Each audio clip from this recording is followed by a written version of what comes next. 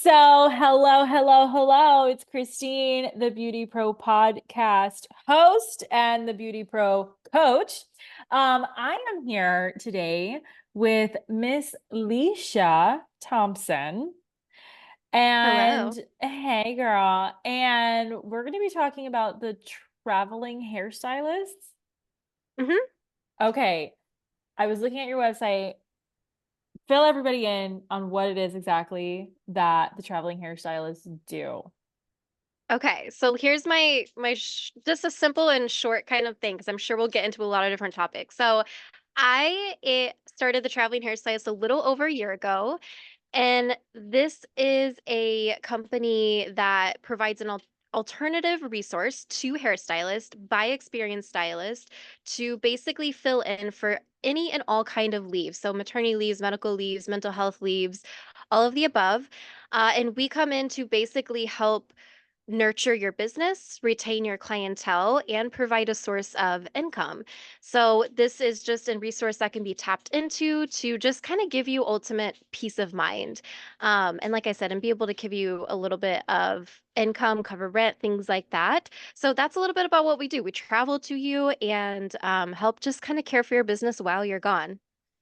Whoa. Okay. Wait a second. So, do you guys like, are you more geared towards like the independent stylists who like the suite owners or like salon owners that they're missing, their top stylist is on maternity leave or something? Like, how does Actually, it can be either way. So I have covered for suite stylists. I've covered for booth renters that were in a team salon. I've also covered for a commission stylist too. And so it just depends on what exactly that is because obviously when I'm working with a suite stylist, it's very one-on-one. But if I'm working with like a booth renter commission stylist, then there's almost, your salon owner is also involved in that conversation. So it's very customizable.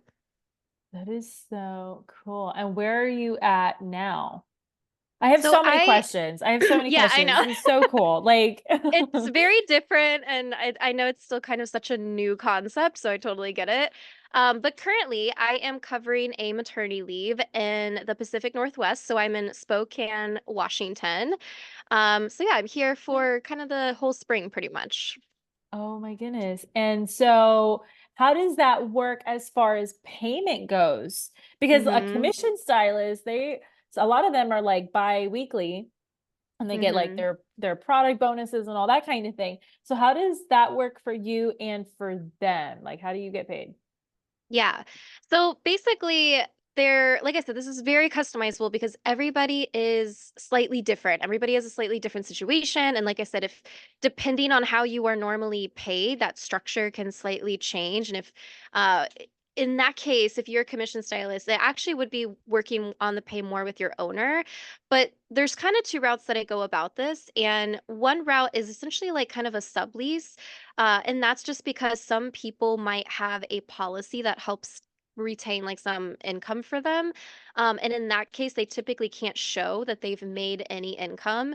So that's where we kind of go into a sublease contract. So I'm covering their rent, I'm covering their product expenses, and I am essentially just making that amount as a normal booth renter. The other route that we go is a daily rate. So we come up with a rate based upon what is like an average of basically what you're making, and factor in if we are doing like who's carrying for product, kind of everything above. And then we come up with that daily rate, and that is just what it is. It's just kind of a flat rate. So that is typically, if in a commission setting, that would kind of be worked out with the owner. So it'd be a slightly different pay structure than what that stylist might be.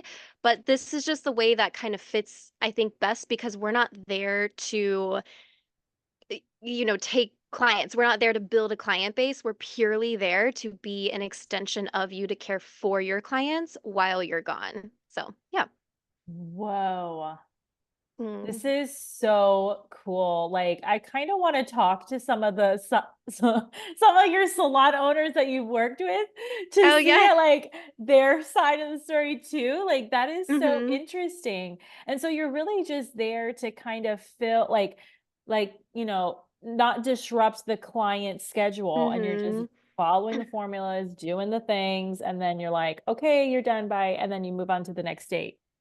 Yeah. Yeah, because one thing that I have found just through this is, you go, if you're on a maternity leave, medical leave, you're typically out for about, let's say 6, 8 weeks, 10 weeks, sometimes even 12 weeks. Hmm. And I think something that's been really interesting that I've gotten to learn is the other side of it, like your client's perspective of it and what they do, how they feel about like what might maybe is provided to them. And for a lot of them, it can also be kind of an uneasy time. Like obviously they want you to take care of you and do you. You've got to like you have to take that time, but it can be kind of tricky for them. I've heard some clients tell me with past leaves with their stylist that they often felt like they were kind of a burden to the other stylists that maybe they were referred to because that stylist wasn't looking to gain them as a client. Like maybe they were already full. And so it's like, I've heard some people say like how difficult it could be to get into somebody else's schedule of just another stylist in the salon that they were referred to. Or if it was they were referred to a whole other salon, then it's like they just have that little bit of like, I don't know, like their salon setup or like, so sometimes it can kind of be like uneasy for them too. So utilizing this service, we are coming to your space. The comfortability is already there for them because they are familiar with your space, they know the surroundings. There's already a like trust there and like a comfort there. So not only is this something that I think is really great for the stylist, but to continue to provide an experience that your client is already used to and with having the partnership of like we have your then any notes formulas things that we would need, we can guarantee that we're caring for your clients, so like there's no surprises when you get back and you're like, oh, now we have a color correction on our hands. But also it's just your clients feel yeah, your clients feel comfortable already. So that's kind of something I think that I really picked up on through this. That is so okay. So, how did you even start this? Like, how did this idea come to you? Like, did you have this Mhm. happen to you? Like, how did tell me? Mhm. So I I had a pretty great business. I'm from Ohio and I had a sweet business, but for a few years I had been feeling like I don't know, like there was just something more that I was supposed to do. And simultaneously I had some friend stylist who I had one who got in a really minor car accident. Wasn't super crazy, but it hit her shoulder and she was out of the salon. She was very established, had a beautiful business. She was out of the salon for 8 weeks. She tried to go back for 1 week, went back to her doctor, and they had to do another surgery. She had to be out for another 8 weeks. Yeah, so she was out for 4 months total with only 1 week back in the salon. And when she finally got to come back and like everything was finally restored, she lost nearly half her business. And it was like she was starting all over. It was just such a stressful time for her. So that was kind of something that was happening. I also had another friend who was talking to me, who's a stylist, about she was going on maternity leave and she just was talking to me about how she's like I just like she was in a suite and she's like nobody around me is really like available to take clients. I don't really know where to refer them to. I feel like I've got to pull like 3 4 different salons and I'm just kind of not sure about like she was just kind of venting to me a little bit about just like I don't know what to do and I feel like I'm just going to have to be okay with losing maybe more than I want to because I just don't know where to refer them and they're going to eventually find something. So while I'm hearing these stories, I am also someone who really loves to travel. So I've been trying to like, I know I've been trying to figure out this way. I'm like, how can I meld these things together? My passion for travel and my passion for hair. And I think that just somewhere in that mix, the idea kind of like dropped in on me. And I was trying to find what like if there was something like this out there. I'm like, it's basically like travel nurses, but like hairstylist edition. I'm like, does this exist? And I really couldn't find anything out there that even resembled this. So I was like, you know what? I'm just gonna start this. I'm not sure if it'll work out. Let me just give it a year. My husband and I and our animals, which hopefully you can't hear them in the background. We moved out of our property and into an RV. And I'm like, let's just take a year and let me see if I can make something out of it. And if I can't, then, whatever, we'll start over. If I can, then maybe I have something on my hands. And I very quickly found out how needed something like this was. So that's a little bit of like backstory about just where that came from. That is so cool. So, what does your husband do now? Because he is like, it sounds like your ultimate support, right? So, like, what Yes. does he do for a living? Yeah, I'm so grateful for my husband because he has fully supported me in this crazy idea and without seeing if it could actually, work. But he works for Amazon actually. So he's just transferred to warehouse to where I know. There's Amazon everywhere. You can't go wrong. So he just transfers to whatever warehouse a contract takes me to. So it's actually worked out very, very well, oddly enough. Oh We my didn't God. see that happening, but yeah. No, and he probably has so much fun because he gets to Hmm. travel with his woman and your fur Yeah. babies and like you get to see everything. Oh my God, Yeah. girl. Okay.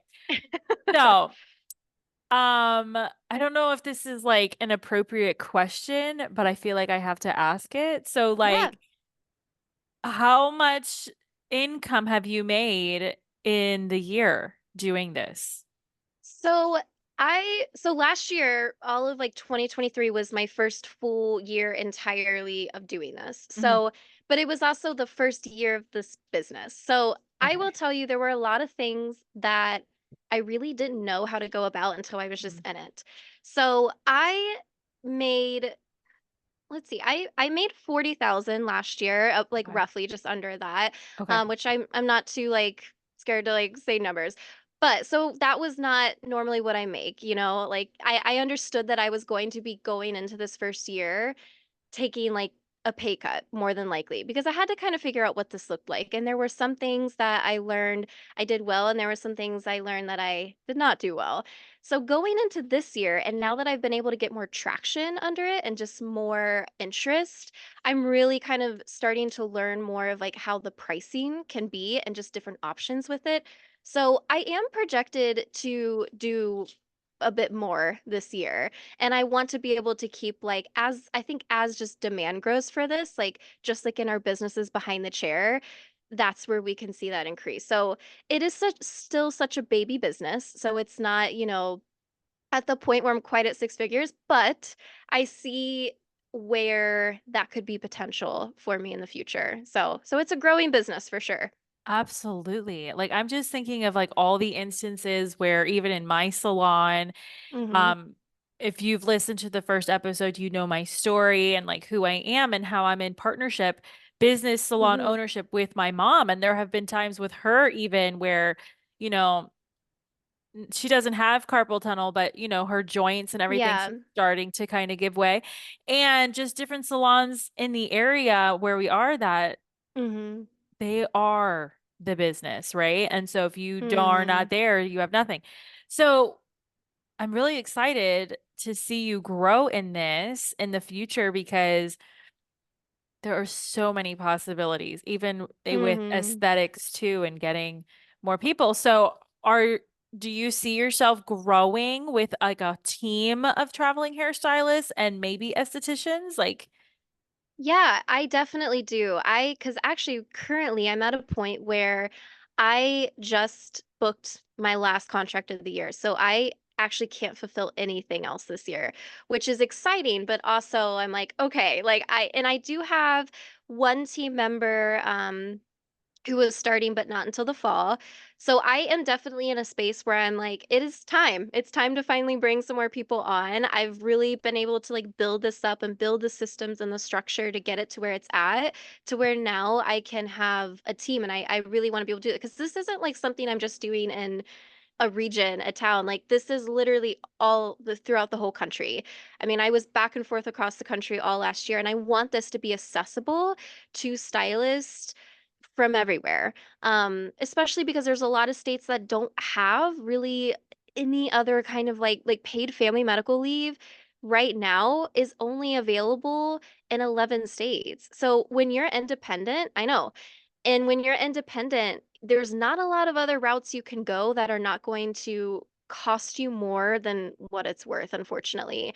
But even with that, even if you have an income factor, there's still your clientele, And so there's different pieces of this to kind of care for. So yes, I'm definitely in a space where I would I want to bring some team members on, and I am kind of like actively looking for some of the right fits because, like I said, I am currently booked, but I am still definitely looking and getting requests. So yeah. That is so, oh my God, I'm so excited for you. This is awesome. Mm, Okay. So now let's talk a little bit. The Beauty Pro podcast is all about self-care, self-love, mm-hmm. mental health. We talk about the real and raw stuff. So, Yeah. with all of this, I can only imagine that there is strain sometimes with you and your hubby. Maybe he wants to go East Coast or he doesn't want to move, and you are like, this is going to be great. Let's go. So, like, how do you deal with those kind of conflicts with your support system?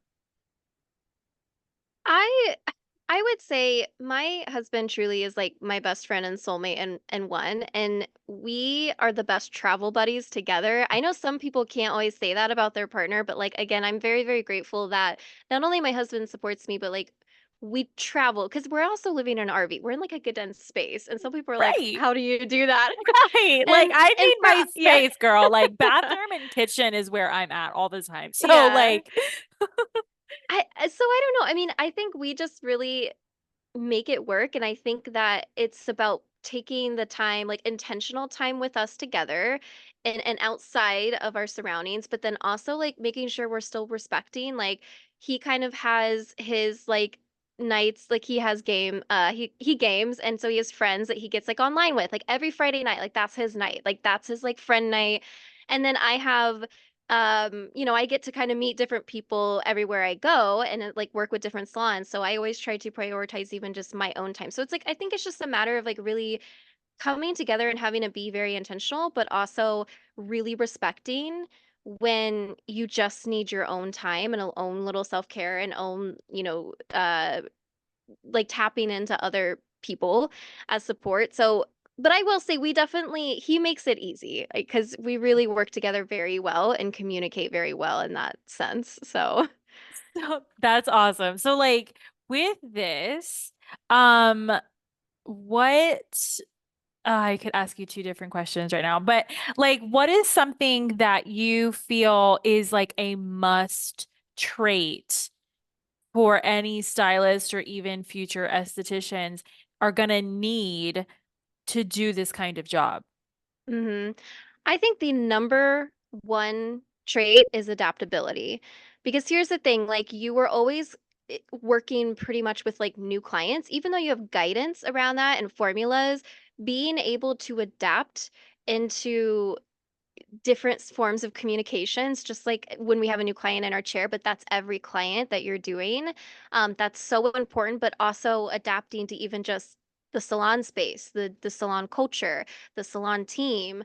And I think that's really exciting. I love like the change of that Mm. and being able to kind of like go into the shifts. But for some people, that may not be their thing. And I completely respect that. We all have our things. And if you're someone who isn't super into change, that probably wouldn't be for you. But being adaptable, I think, is the most important trait I could say as far as like being a part of the team because there's just so many things that I think are similar going from salons to salons, but there's always that little, everybody has their own little uniqueness about it, about maybe the client experience, you being adaptable with different color lines, different product lines, which Mhm. again, it's really fun to be able to try things that maybe you haven't before, but making sure that you obviously like really understand the basis of that line so that you're working with it still with a knowledge of using it. So adaptability for sure. I think also just flexibility can be an important one, which kind of almost goes into adaptability. But yeah, that's definitely number one. Okay. What do you've worked with a lot of different teams and stylists and products and all of that. So, how does that work with your schedule, right? Like, do you ever get Mhm. time off, or are you there just filling in for these people the way that they would do it, but just with your face enhanced? So kind of yes and no. As I've been doing this, I find that for people, typically we're working on about 75% of their clients because there's always going to be about 20 to 25% of your clients that are diehard you. They're not going to Mm, go to anywhere. They will wait a year for you if that's like how long it yeah. takes. So we're typically working with just slightly under your like total client account. And then it's also a matter of like, of your clients, who is more high maintenance, who's more low maintenance, like who is going to be seeking these services? Are there clients that typically go a few months where maybe they you just saw them and they're not going to be ready until you're back again? So when we kind of consider that, typically I find that if a client or if a stylist is typically working 4 days a week, the schedule that works best for us is maybe like 3 days. Like almost we condense just slightly in the hours to account for having full books on our ends, especially if we're on a daily rate, then we want it to be beneficial and have a full set day, but also for you. So you're not paying for like, for more than what's really needed. So I often typically I'm working about a 3 day work week. There's been a couple times I've worked 4 days, but I think coming into this, you still have some boundaries. Like, so for me, I don't work Sunday or Mondays. Like those are just my days off. Mm-hmm. And I still respect that boundary coming into this. I'm very flexible with the rest of my days. So that still always allows me to have time off. And then in some cases, like I said, if I'm working 3 days a week, I still kind of have some time to work on my like admin stuff, but then it still gives me time to explore because I think that's important too. Like coming into this position, you probably are seeking some experience and seeking to see some different areas. So there's definitely, I think you definitely can find the balance to do both. Where is your most popular state? Like, where are I've people finding you actually most? I've had a lot of requests come in from California lately. So I'm going to be there for quite a while, pretty much the rest of the year once June hits. Yeah, so that was kind of interesting because Wow. I didn't have any California last year, but I started in Arizona, so I don't know if that kind of like, led into that. So that's been the area that I've had the most requests in recently. Yeah. Where do you want to go most? I mean, I love mountains. So anywhere that I Okay. get to go that has mountains, that is like my piece. And I've actually been officially to all 50 states now. So I think everywhere is kind of exciting because I get Okay. to go to it again and get to like re-experience maybe areas that I would have never thought to go to. So I think that's what's kind of fun too, is like you kind of never know where you might end up, like what cool little town you're Right. in or whichever. Yeah. Okay, what if, all right, so you have an RV Hmm. and obviously you can't drive to Hawaii or Guam Yeah. or like Puerto Rico or anything like that. So if you get a call from those places, how does that work out for you with, obviously your boundaries and everything?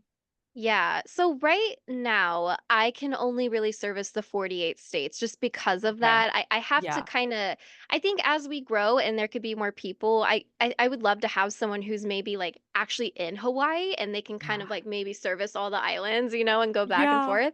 Or, if an opportunity comes up and I'm like, well, I want to go to Hawaii. You never know. But Yeah. but right now, I can't quite guarantee anything, so Okay. I have to kind of like at least respect that and be like, okay, like we're focusing on the 48 pretty much. So, but I think in the future that could definitely be there. I could see that growing into that. That is so cool. Okay. So what we're talking about all these solutions. Yeah. This business model is solutions oriented, right? It sounds Mm-hmm. like you work with them and you have the light at the end of the tunnel. So Yeah. let's talk about some struggles now, if you don't mind. Mm-hmm. So like, Yeah. what do you think was your biggest struggle with the traveling hairstylist? I think at first it would really was just that it I didn't have really any blueprint to go off of or be inspired by or shift with.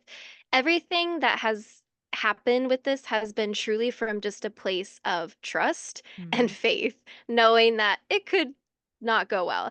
So like I said, starting this, there were questions I had about like, I don't know how this will quite work, or I don't know how that would be, or like even when it just comes to pricing, like I told you, I had no idea how to even like try to base pricing because you're working with so many different Hmm. locations Hmm. where price of living is different. You're working with so many different specialties, um, structures. Like if I kept trying to find this like perfect pricing formula, and I'm like, I think those were the moments where I was like, this actually needs to be very customizable. Like we have this industry has so many routes you can go and so many opportunities that like this needs to reflect that as well.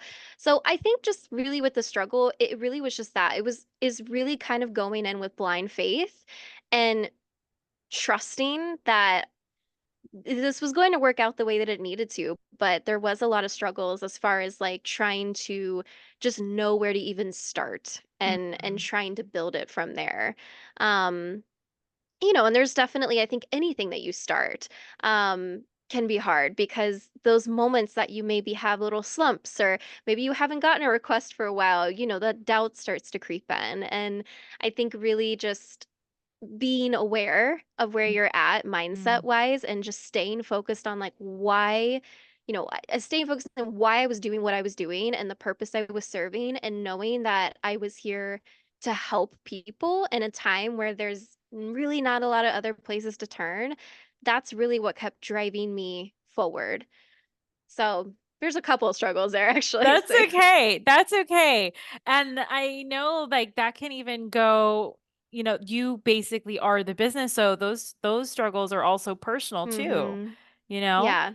So I get that. So I think this is a question that maybe a lot of our listeners are probably dying for me to ask, right? But where do your services start? And do these people pay for you to travel to them? Like, are they paying for well, you have an RV, so I guess not. But hmm do they, where does the price point start? I know it's customizable. It is customizable. So the one option as far as like subleasing, that there's not exactly like a price off the hand, you know what I mean? That's a little bit of a different like contractual agreement. As far as the daily rates, right now I start at 280. And that definitely can change just based upon like product coverage, location and specialty. Like those are usually like the three factors that we like, because I always start off talking with people on like a discovery call. So Mhm. nobody is like indebted if they like fill out a request form. I there's things that I want to be able to learn from them and like they need to learn from me to figure out if this is the path that they need to go on and make sure that it's beneficial for them. So once we can kind of dive into some of those things, I always leave those discovery calls with like, this is your price. So sleep on it, think about it, figure out maybe needs to happen if you want to move forward with that. So that's just where this currently, as of, March that we're filming this, Yeah, that's where that starts off at. Um, but there's a few factors that can slightly sure. change that. Sure, sure. What's a common myth that you get when you tell people about what it is that you do? Oh, that's a tricky one. I think when I tell people what I do, they really just don't even like a lot of people are like, I don't, what do you mean? Like you got to explain this to me a little bit. So Like, wait, I what? think I think I'm often met with just confusion more than I am like necessarily a myth because it's just and like I think the biggest way I really can start off is like, okay, travel nursing, but hairstylist. Think of okay, like here's how we can start to think about this, shift. But I do think that's like really kind of fun to me because it reminds me of just how I think innovative this Yeah. company is and the idea is. But I think with myths necessarily to go, I guess, in that route is there's always a lot of like question around or kind of uncertainty around like licensing because that is kind of a Mm, tricky part of it. But yeah. I think a lot of people often are like, oh, like how do you even kind of like work that out? Because there's probably so many states that you probably have a hard time getting licensing. And in some aspects that can be kind of true. But again, because the traveling hairstylist, like the team, is we're experienced. Like this isn't for new stylists out of school. So because of experience and just time behind the chair, that actually really helps you out when it comes to like reciprocity and Mm. endorsement of licenses in other states. Do some states take their time? And yes. Do some states still require me to take an online written test? I've had a couple. But for the most part, I've had a very seamless time with most states as far as like getting my licensing through, like I said, either reciprocity and endorsement. And because I also have 13 years behind the chair, that really helps that. So So how many licenses do you have now? I am I'm working on my ninth one. So I still have a lot to get, but I have kind of like a sheet of all the licensing and like the process and how long it can take. And I'm trying to track that on my own time too. Yeah. So that's been, yeah, kind of interesting, but so far I only have nine. So I still have a bit more to go. Okay, okay, all right. So, how do you nourish yourself on your Hmm. days that you're not in the salon being somebody's clone? Yeah. I think, and this is why I love to go in places that have mountains because that is definitely my like my space, my peace. So like taking the time to just like hike, I love to be in nature. I love just like that's quiet for me. Like I don't need to fill, with anything. Mm, That is definitely something that really like nourishes me, and just is like a good self-care for me and kind of resets me. And I think a little bit of even just like the exploration factor really fuels me too because I love to travel. Definitely have a wanderlust soul. So those things, like the travel aspect, which to me is like the reward of what I do and why I even decided to do that. It's kind of like I went into this with being able to give myself something that I could constantly nourish myself with. And that was mm, like the exploration of just traveling. I love it. Okay, so here's a fun one. What Okay. insults have you ever gotten that you are currently so proud of? Insults? Yes. Okay. I love this Um, question so much. oh my gosh. I mean, I feel like always had like a lot of the hairstylists, we always hear just the insults of just like, oh, so when are you gonna get a real job? I think I've had I've had one guy, and it was an older guy, of course, that I was like doing while I was doing this and kind of explaining his idea and or my idea to him. And I think he took it as like this was just fun for me, which okay, yes I- it is, but I think he was kind of like, so, when do you plan to like, move back and maybe just do like you start your own salon and once you're done traveling. And I'm like, no, no, no, this is like literally my right purpose. This is my role. Like I have something I'm like fulfilling here. And like there's a reason why I'm here doing your hair right now because your stylist is on a medical leave. And I feel like he just didn't get that. Like he just thought this was like some fun hobby I was doing just because, and I don't know. So it was like an indirect kind of maybe insult, but to Uh-huh. me, I was like I'm like I can still do what I do, love it, and have fun. That's kind of the point, right? Like we need to have that in Yeah. life. That's So so yeah. funny because yeah, a lot of the older generation, and I tell this to my own Mm, staff too, like, and to classes, like the older generation, they have this such a misconception about the beauty and barber mm-hmm. industry, I right? know. They think we're just playing Barbies all day. Yeah. This isn't a real job. There's you cannot make six figures out of this. You cannot live comfortably. Like, when are you gonna Mm-hmm. grow up? And it's like, Mm-hmm. okay, no, that's not it. I know. I Like at know. all. Like not even close. But No. okay. So what's an area that no one agrees with you about? It could be professional or personal, but they just Okay. don't agree. Yeah.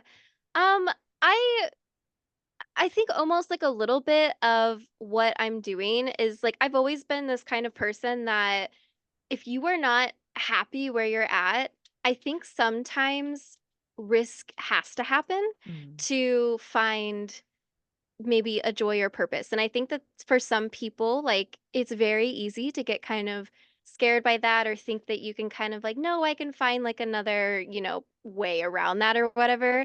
Um, but I think getting complacent and being afraid of risk can actually be a a negative thing sometimes. And Mhm. I think I definitely really try to live my life where if I feel like I'm not fulfilled, like I have control every day I wake up. I can make choices and decisions that can fulfill me. And sometimes those have to be big ones, and sometimes it has to be risky ones. And I think I've definitely learned that those have never steered me wrong. So yeah, I would think something along those lines. I love it.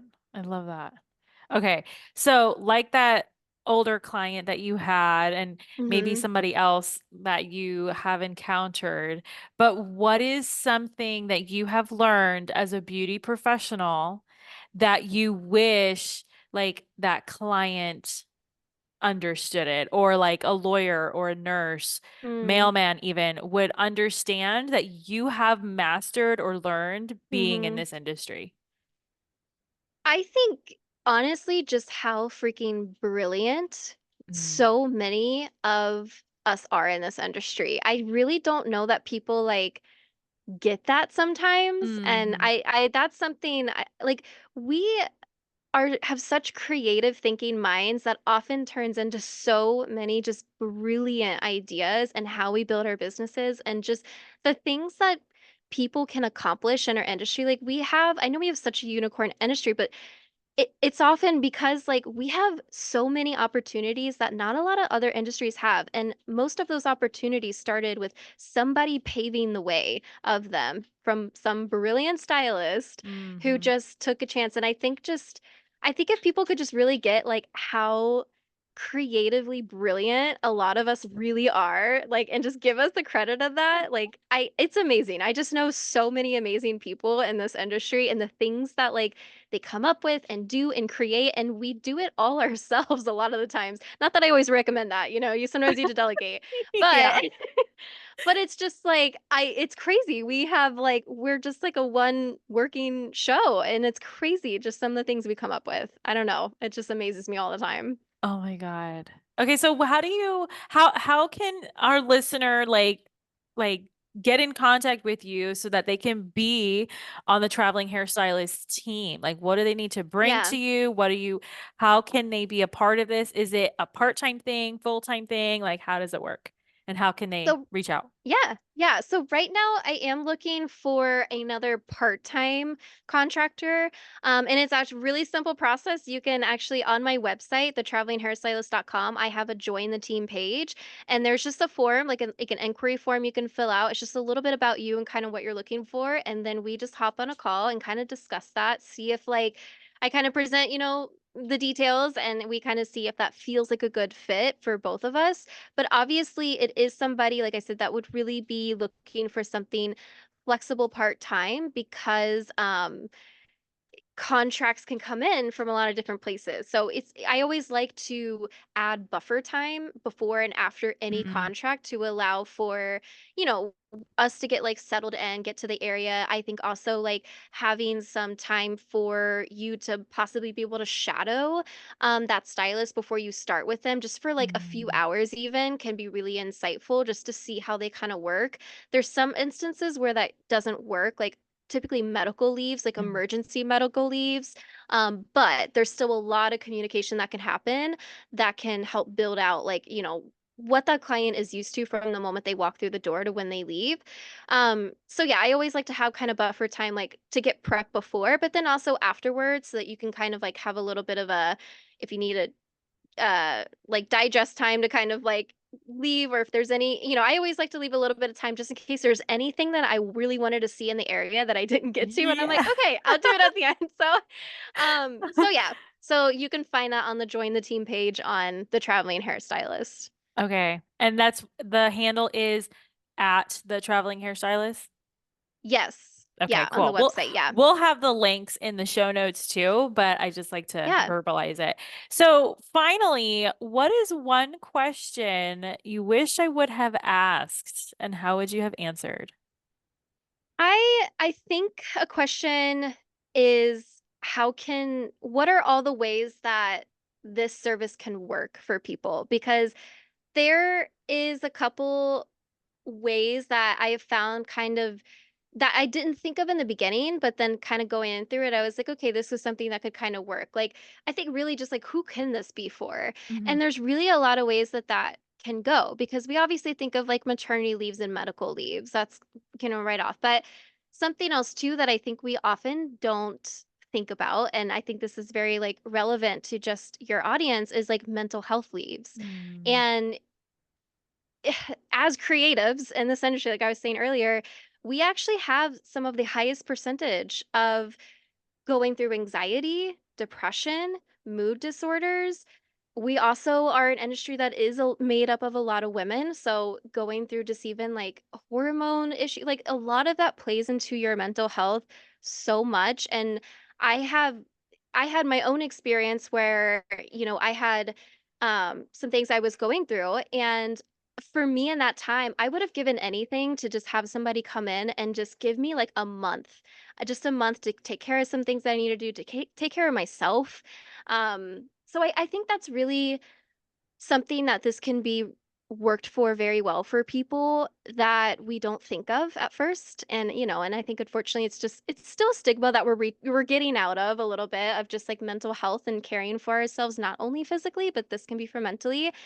I think another really unique way that I have found that this can work, and it's a little bit different, but for areas that see high tourism, Mhm. um, where you have a lot of temporary clients that come into your salon or like the snowbirds or things like that, Uh-huh. but you don't want to have temporary clients go with full-time stylists, like that is something too that can be really insightful to use is like bring a temporary stylist in for these temporary clients, keep the full-time clients with your full-time stylist, and you kind of have a perfect match there. So I think that's another way that this can be used because I actually did a little bit of this and this is how I discovered I'm like, oh my God, this is like a perfect route to use the traveling hairstylist for. Yeah. So yeah, so that's kind of another cool and just kind of unique way that I think this service can be really great for some salons or stylists. So yeah, those were just my last little thoughts there. That's fine. It's totally cool.